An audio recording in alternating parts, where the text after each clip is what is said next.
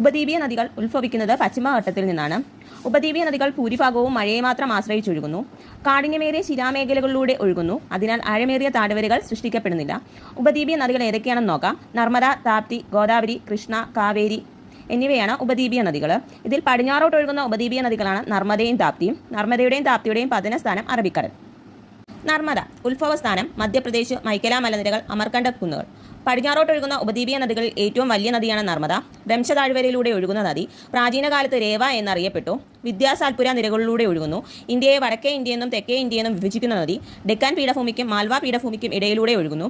മധ്യപ്രദേശിന്റെ ജീവരേഖ എന്നറിയപ്പെടുന്നു. നർമ്മദയുടെ നീളം 1312 കിലോമീറ്റർ. പൂർണ്ണമായും ഇന്ത്യയിലൂടെ ഒഴുകുന്ന നദികളിൽ 3-ാം സ്ഥാനത്തുള്ള നദിയാണ് നർമ്മദ. നർമ്മദ ഒഴുകുന്ന സംസ്ഥാനങ്ങൾ മധ്യപ്രദേശ്, മഹാരാഷ്ട്ര, ഗുജറാത്ത്.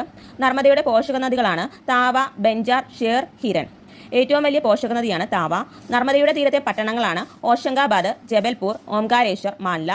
ഇന്ത്യയിലെ ഏറ്റവും വലിയ കോൺക്രീറ്റ് ഡാമാണ് സർദാർ സരോവർ ഡാം നർമ്മദയിൽ.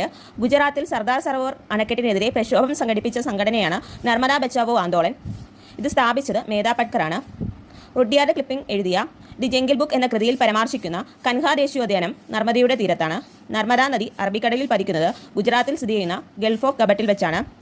മേധാ പട്കർ രൂപീകരിച്ച പാർട്ടിയാണ് പീപ്പിൾ പൊളിറ്റിക്കൽ ഫ്രണ്ട്.